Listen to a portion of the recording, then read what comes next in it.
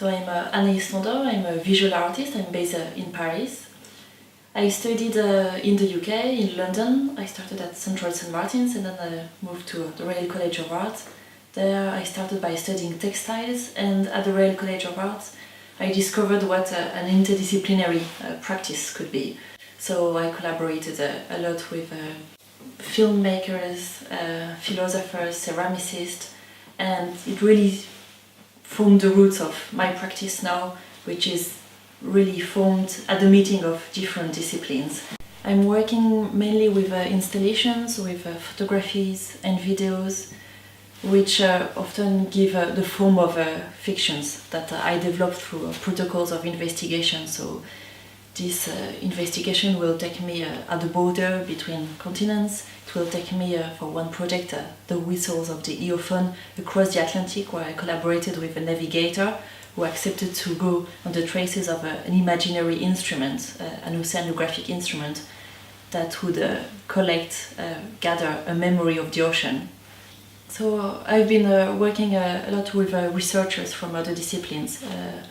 For the past 3 years, a lot with anthropologists, and it's really nice how we journey together. It's not one that is informing the other's practice or the other one that is used as an expert. We are really investigating our thing together, and it feels that from this common journey we are growing together, and it can as well influence and shape their work, their writing, their thinking. Then it shapes my work, and we end up developing work together that is a kind of hybrid, get a hybrid form. I like to use fiction as a way to explore this other possibility of living. You may end up in quite an uncomfortable situation, because it's not your usual tools, but if you manage to go through this lost, or through this sensation of being lost, something quite different and maybe new can emerge. So, in fact, before studying arts, I followed a general trajectory with, in fact, not such a high weight onto science.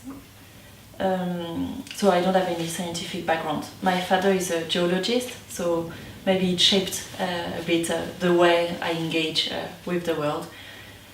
But in fact, it is what interests me in science is, the question at core of their work. Maybe not always the methodology or the logic that is followed to find some results.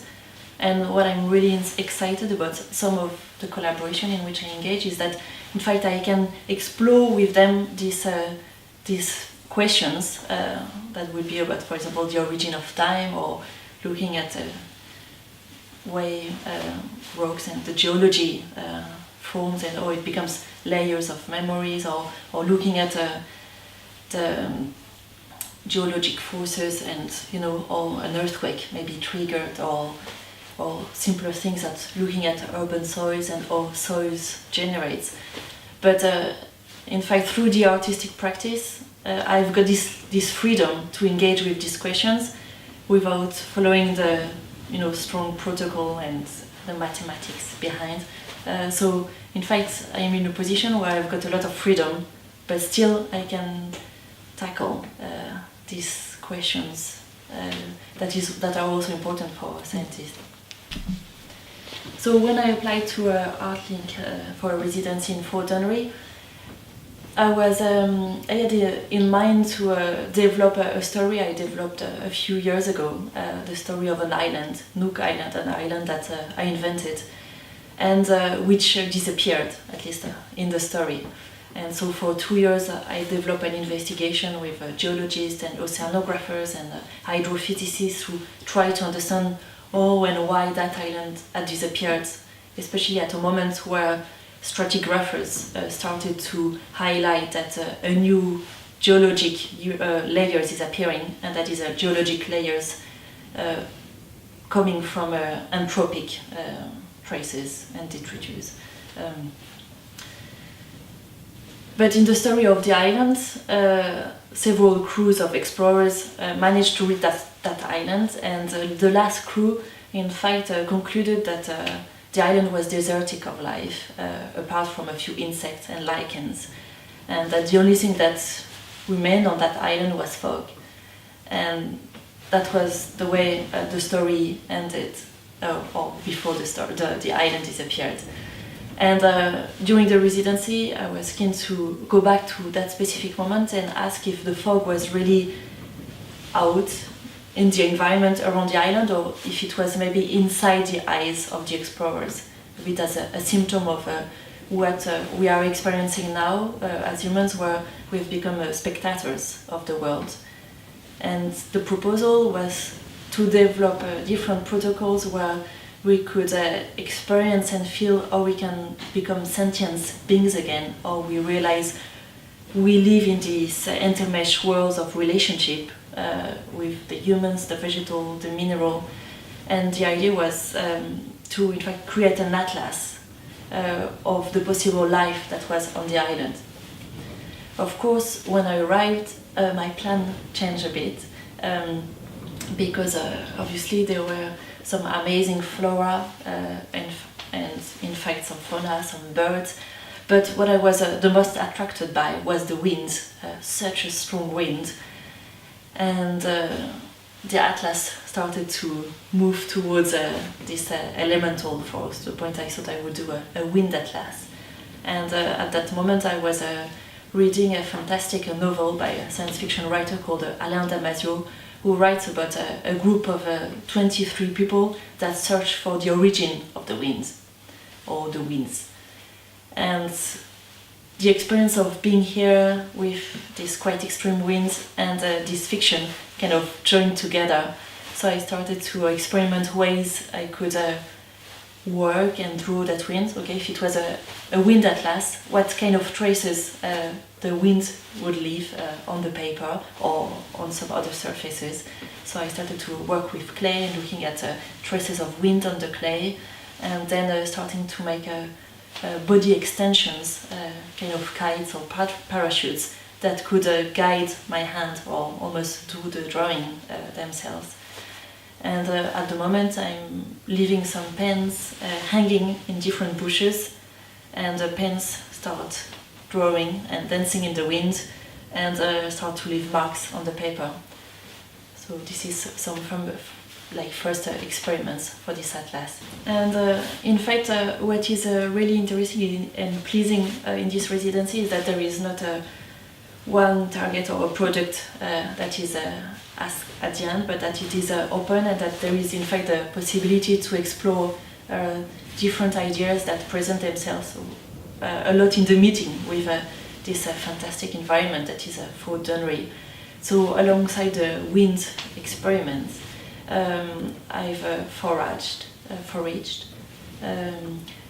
some plants, some berries, and started to make some ink.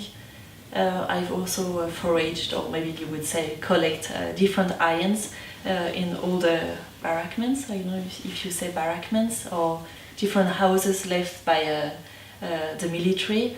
And I found a lot of really different type of iron that I'm now leaving into water, and it creates a kind of like iron liquid, which I use to in fact maybe make a color palette, or I don't know what is going to happen, but it's really nice to have this opportunity to explore and really welcome what's present itself. And in fact I feel I'm going to leave Fort Dunnery with not one idea and one project I will want to develop and finish, but maybe 4 or 5. And it feels really nice to be working here with with the organization of Artlinks, where I feel really supported, and I mean maybe I start to work on an idea, and Patricia, for example, comes up with this fantastic technique or a pencil that she found yesterday that could work with the clay, or I was speaking with Marta about photographic technique as well, or looking at the drawing through a photographic perspective, and in fact looking at it, as we were speaking about earlier, all the drawings are really time-lapsed, and of course when I'm doing it, I'm focusing on the process, but it's nice to have this distance together and to look at the work through also the eyes of Marta.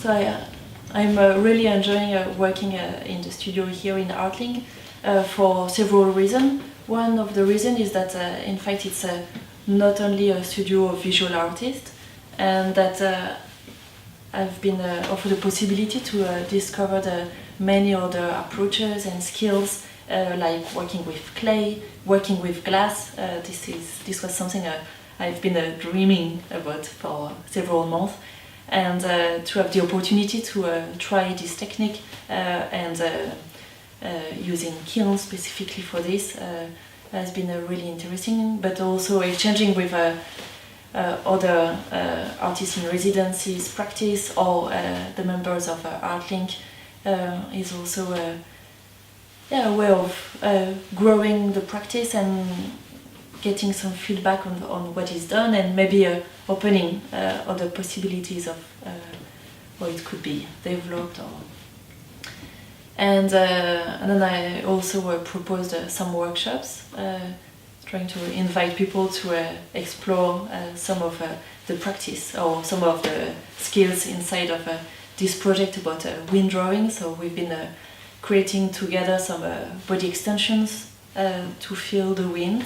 So some people made some large flags, some others made some large sleeves, where at the end of their hands they would have the pencil, and that's really the wind was making the hand float.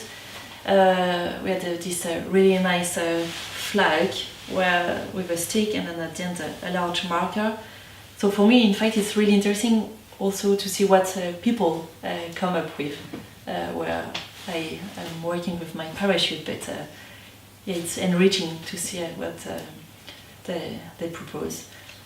And in terms of what they can gain for the workshop, maybe it's also looking at other skills, but also other ways of engaging with an environment, maybe not only through painting or colors, but also focusing, for example, on perception. So at the beginning of the first workshop, we tried to remember all the wind feels in specific places of Fordonnery that Artlik members know well, and really re-investigate and re-engage with a place that Artlik members know well, but trying to invite them to engage through another point of view and through other perspectives.